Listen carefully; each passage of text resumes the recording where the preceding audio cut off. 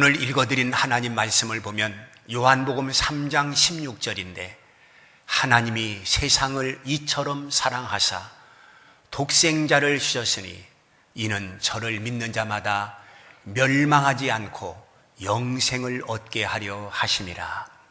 이렇게 말씀하고 있습니다. 하나님이 세상을 이처럼 사랑하사 이렇게 말씀하고 있는데 도대체 하나님이 누구냐? 하나님이 누구냐? 이런 질문을 던질 수 있겠습니다. 하나님은 누구냐 하면 우주 만물을 창조하신 분이십니다. 이 세상이 어떻게 생겼을까? 이 우주가 어떻게 생겼을까? 많은 사람들이 질문하고 의심을 가져보지만 과학이 대답하지 못하고 컴퓨터가 대답하지 못하고 또한 역사학자도 대답을 하지 못하고 있습니다. 그래서 사람들은 우연히 생겼다, 저절로 생겼다, 이렇게 희피하고 이런 대답으로 마무리를 하려고 합니다. 세상에서 누가 만들었는지 대답하지 못하고 컴퓨터나 과학자나 인류학자나 혹은 역사학자가 대답하지 못하는데 그 대답을 성경이 주고 있습니다. 창세기 1장 1절에 하나님이 천지를 창조하시니라. 성경이 대답을 해주고 있습니다. 하나님이 하늘과 땅을 만들어 놓으라고 우리에게 말씀하고 있습니다. 하나님이 세상을 이처럼 사랑하사 그 하나님이 누구냐? 천지를 만드신 분이십니다. 또한 하나님은 만드신 이 세상을 이끌어 가십니다. 하나님은 우리 인생을 이끌어 가시는 분이십니다. 바로 하나님께서 인생의 생사화복을 주장하시고 한나라의 흥망성쇠를 주장하고 계십니다.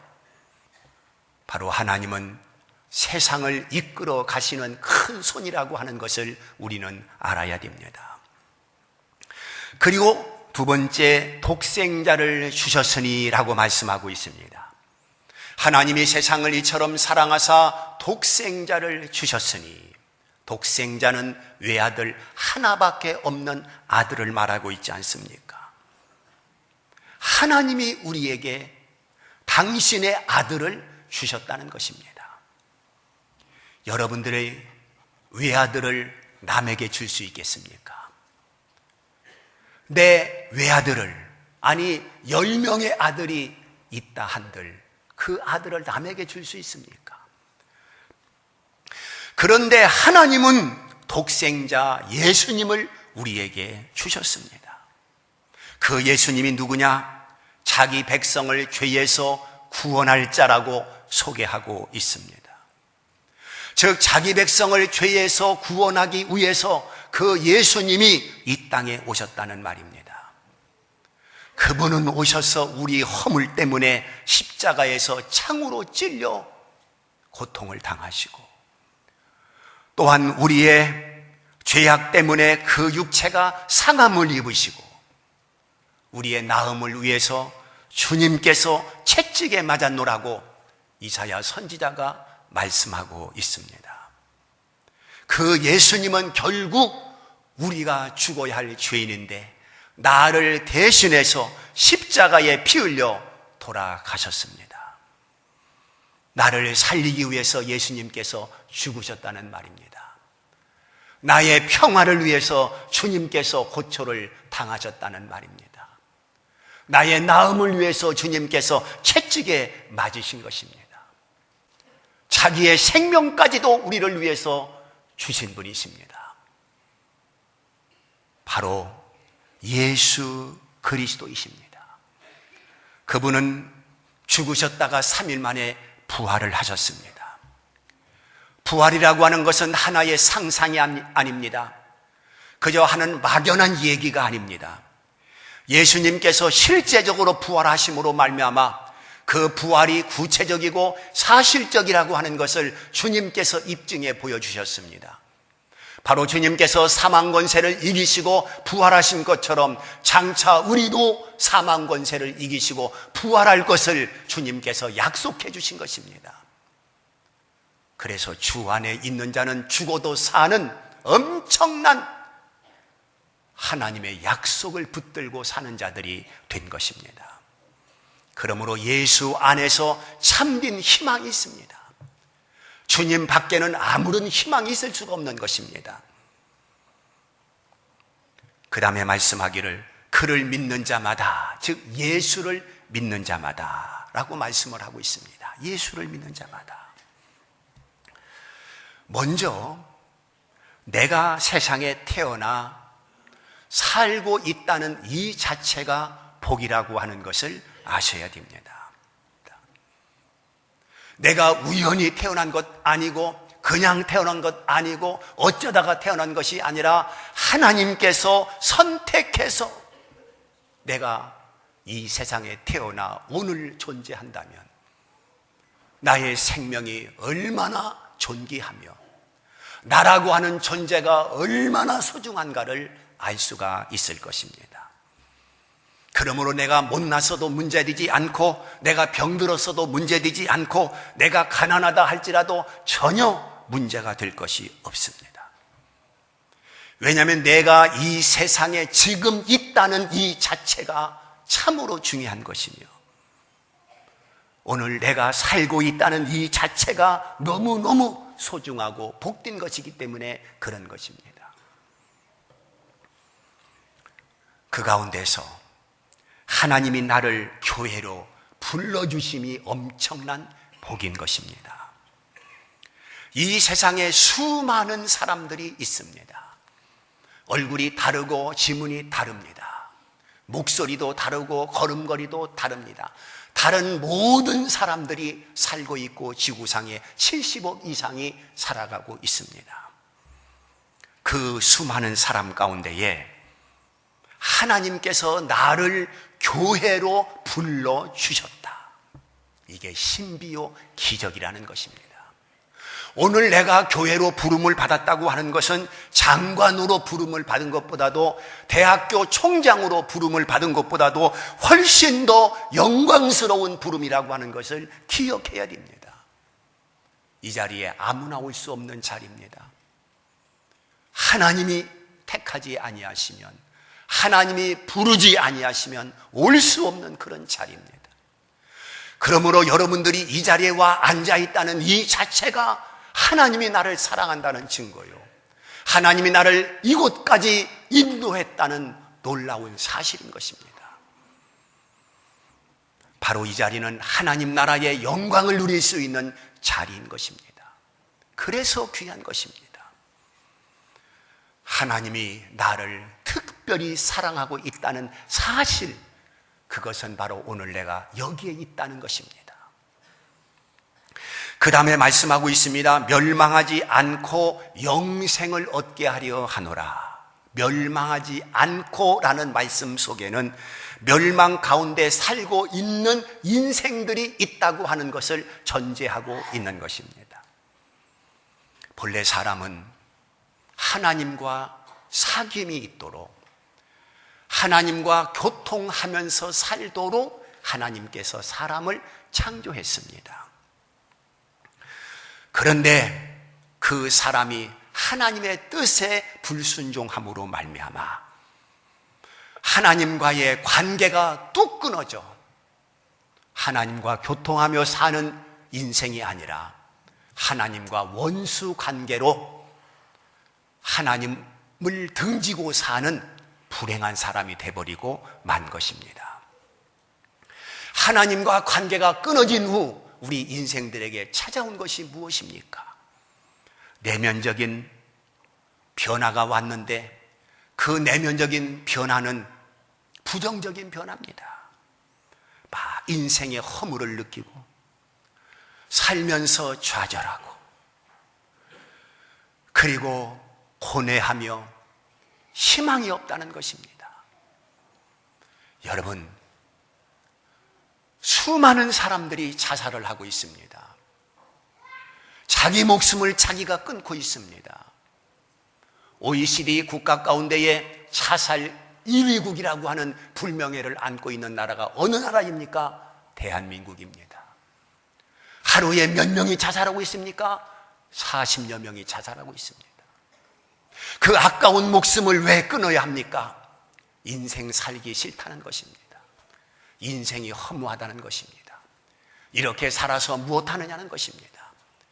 그래서 좌절 끝에, 허무 끝에, 우울한 가운데 자기 목숨을 자기가 끊는 불행을 가져오는 것을 볼 수가 있습니다.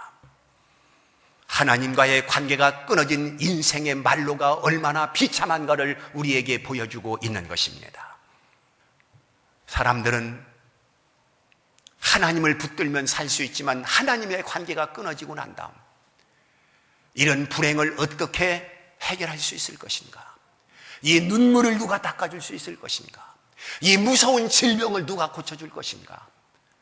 그래서 찾다 동네 가운데 있는 고목나무를 찾아 고목나무를 붙들고 살려달라고 애원하고 떡시로 갖다 놓고 살려달라고 애원하는 어리석은 인간이 된 것입니다.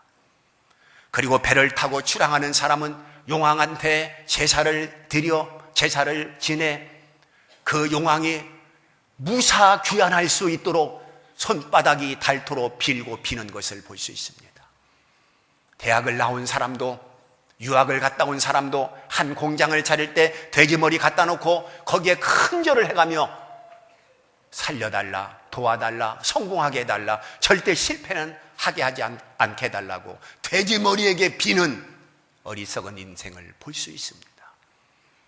하나님과의 관계가 끊어진 사람들은 무엇인가 세상을 의지하고 보이는 우상에게 매달려서 살아보려고 발버둥을 치고 있는 것을 볼 수 있습니다. 인간이 얼마나 연약한가를 우리에게 여실히 보여주고 있는 것이 아니겠습니까?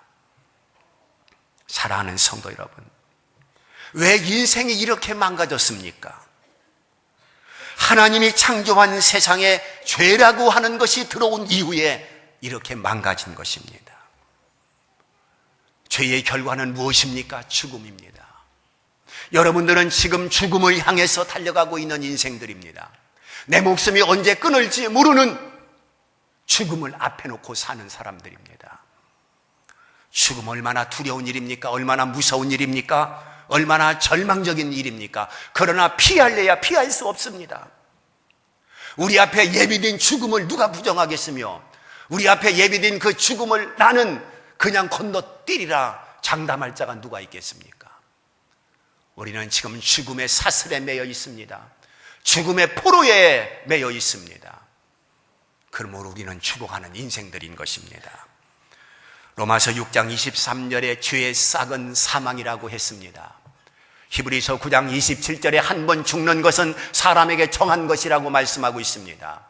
시편 90편 10절에 뭐라고 말씀하고 있습니까? 우리 연수가 70이요 강건하면 80이라도 그 연수의 자랑은 수고와 슬픔뿐이니 우리가 신속히 간이 날아가나이다라고 말씀하고 있습니다. 이것을 누구도 부정하거나 부인할 수는 없는 것입니다.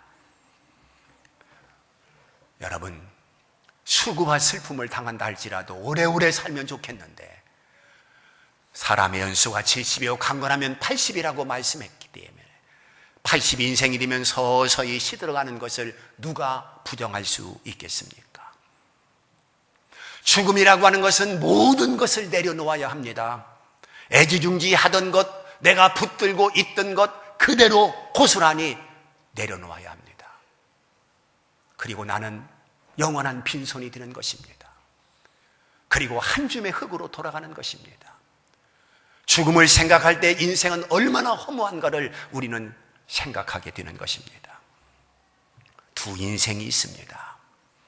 육신만을 위해 사는 인생과 영혼을 위한 인생, 육신만을 위한 삶이 있고 영혼을 위한 삶이 있다는 것입니다. 육신만을 위한 삶은 무엇입니까? 먹고 마시고 즐기고 놀고 그러다가 죽는 것입니다. 아무 보람도 없습니다. 의미도 없습니다. 그러나 영혼을 위한 삶은 이 세상이 전부가 아니라고 믿고 사후세계가 있다는 것을 분명히 믿고 천국을 소망하며 사는 인생들을 말합니다. 여러분은 지금 어느 편에 서 있습니까? 천국과 지옥이 분명하다면 여러분들은 어디로 가고 싶습니까? 오늘 결정하셔야 되는 것입니다. 요한복음 3장 16절은 계속해서 우리들에게 말씀하고 있습니다. 멸망하지 않고 영생을 얻게 하려 함이라 그랬습니다. 여러분, 이 말씀은 오늘 우리의 가슴을 뜨겁게 하고 있지 않습니까? 이 말씀은 우리들에게 희망을 주고 있지 않습니까? 아, 멸망하지 않고 영생을 얻는 길이 있구나 하는 것을 우리에게 지금 보여주고 있습니다. 오늘날 수많은 사람들이 멸망의 질곡 속에 갇혀 있는데 오늘 말씀을 보니까 멸망하지 않고 영생을 얻게 하려 하심이라 그랬습니다. 멸망하지 않는 길이 있다는 것입니다. 멸망하지 않는 방법이 있다는 것입니다. 모두가 다 멸망하는 것이 아니라 멸망당하지 않는 사람이 있다고 하는 것을 오늘 여기서 말씀하고 있습니다. 죄가 인생을 고통스럽게 하고 결국 죽음에 이르지만은 그러나 죽음도 멸망도 당하지 않는 길이 있다고 우리들에게 보여주고 있습니다. 바로 예수 그리스도, 그분이 멸망하지 아니하고 영생을 얻게 하는 그 책임을 맡아 하늘 영광 버리시고 이 땅에 오셨다 하는 것을 우리는 믿어야 됩니다. 바로 예수님을 통해서 멸망이 아니라 영생이고 예수님을 통해서 진정한 행복이 있음을 우리들에게 말씀하고 있습니다. 저 예수님께서 이 땅에 왜 오셨는가? 죄인들을 구원하기 위해서 오셨다고 말씀하고 있습니다. 죄의 싹은 사망이라고 분명히 선고하고 있는데 죄인은 반드시 죽어야 하는데 예수님께서 나를 대신해서 죽어주심으로 말미암아 주님은 죽고 나는 살고, 할렐루야, 이 엄청난 은혜를 우리는 입게 된 것입니다. 그리고 예수님께서는 죽음으로 끝난 것이 아니라 우리와 영원히 함께 하기 위해서 다시 살아나셨습니다. 주님께서 죽음으로 끝났다고 한다면 다른 종교와 다를 바가 없겠지만 그러나 예수님은 부활하심으로 말미암아 기독교는 부활의 종교로 우뚝 서 있는 것입니다. 죽어도 살겠고 그 약속이 이루어지고 있는 것입니다. 사랑하는 성도 여러분, 지옥과 천국은 반드시 있다는 사실을 여러분들은 아셔야 됩니다. 이것은 막연한 옛 얘기가 아닙니다. 기독교에서 여러분들을 속이기 위해서 지어낸 그러한 이야기가 아닙니다. 성경에 기록된 지옥과 천국은 분명히 있다는 사실을 우리는 기억해야 될 것입니다. 그러면 내가 지옥에 가지 아니하고 천국에 가기 위해서는 어떻게 해야 될 것이냐? 바로 예수 그리스도를 영접해야 되는 것입니다.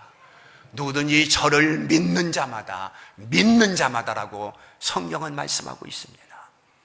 예수님을 영접할 때 예수님은 나의 구주가 되시며 그 예수님께서 내 인생을 책임져 주시는 것입니다.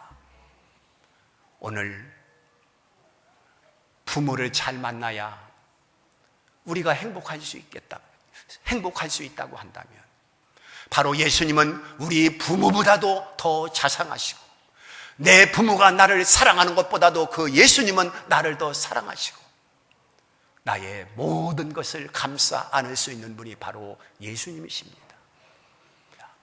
그 예수님을 영접하면 그 예수님은 여러분들의 부모보다도 나를 더 사랑하고 여러분들의 친구보다도 나와 더 가까운 사이가 되는 것입니다. 그리고 그 예수님을 영접하면 내 인생을 그 예수님께서 책임져 주시는 것입니다. 요한복음 1장 12절 영접하는 자 곧 그 이름을 믿는 자들에게는 하나님의 자녀들은 권세를 주셨다고 말씀하고 있습니다. 예수님을 영접하면 하나님의 아들, 딸이 되는 것입니다. 할렐루야. 얼마나 큰 축복입니까? 예수님을 내가 영접하면 하나님의 자녀가 된다니 얼마나 큰 영광입니까? 예수를 영접하면 하나님의 자녀가 된다니 얼마나 큰 권세입니까? 대통령의 권세에 비하겠습니까? 검찰총장의 권세에 비하겠습니까? 예수님을 영접할 때 그 권세를 우리는 부여받을 수가 있는 것입니다. 그러면 예수님을 어떻게 영접할 수 있습니까? 예수 그리스도를 시인하는 것입니다. 예수 그리스도를 믿는 것입니다. 예수님이 나를 위해서 십자가에 돌아가셨구나. 예수님이 영원히 나와 함께하기 위해서 부활하셨구나. 예수를 믿으면 천국 가는 것이구나.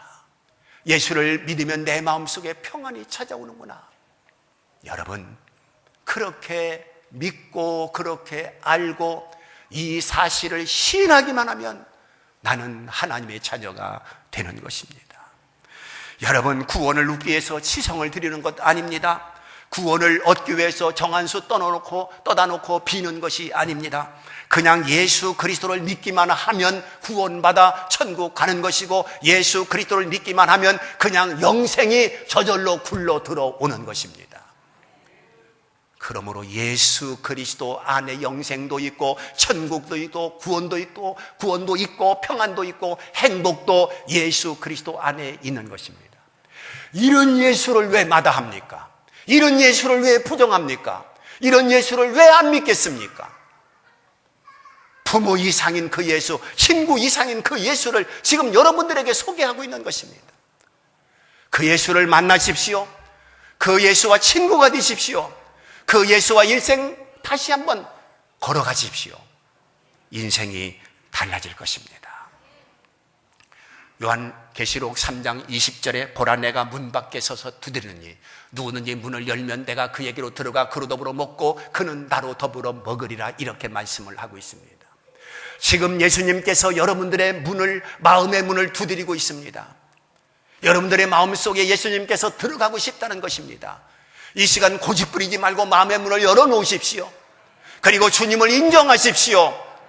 여러분들의 인생이 분명히 달라질 것입니다. 예수 그리스도를 믿겠다고 시인하십시오. 주여 믿겠습니다. 이렇게 입으로 시인하면 여러분들은 하나님의 자녀가 되는 것입니다. 예수 그리스도를 받아들이십시오. 예수님은 나의 구주이십니다. 이렇게 믿기만 하면, 이렇게 시인하기만 하면 여러분들의 인생을 그 주님께서 책임져 주실 것입니다. 전에는 내가 인생의 키를 잡고 힘쓰고 애쓰고 그래도 실패했다면 이제는 그분에게 모든 것을 맡기는 것입니다. 그분이 내 인생의 주인이 되시기 때문에 그분에게 모든 것을 맡기시면 그 예수님께서 어련히 아셔서 우리들을 좋은 곳으로 이끌어 가실 것입니다. 질병 문제가 있습니까? 자식 문제가 있습니까? 장래 어떤 문제가 있습니까? 하나님이 알아서 그 모든 문제를 해결해 주실 것입니다. 그러므로 염려하지 마십시오. 걱정하지 마십시오. 예수님을 붙드는 그 순간 여러분들은 인생이 달라지는 것입니다. 지는 꽃이 아니라 피는 꽃이 되는 것입니다. 기우는 달이 아니라 차는 달입니다. 하나님은 여러분들을 사랑하시기 때문에 여기까지 인도하셨기 때문에 그렇습니다.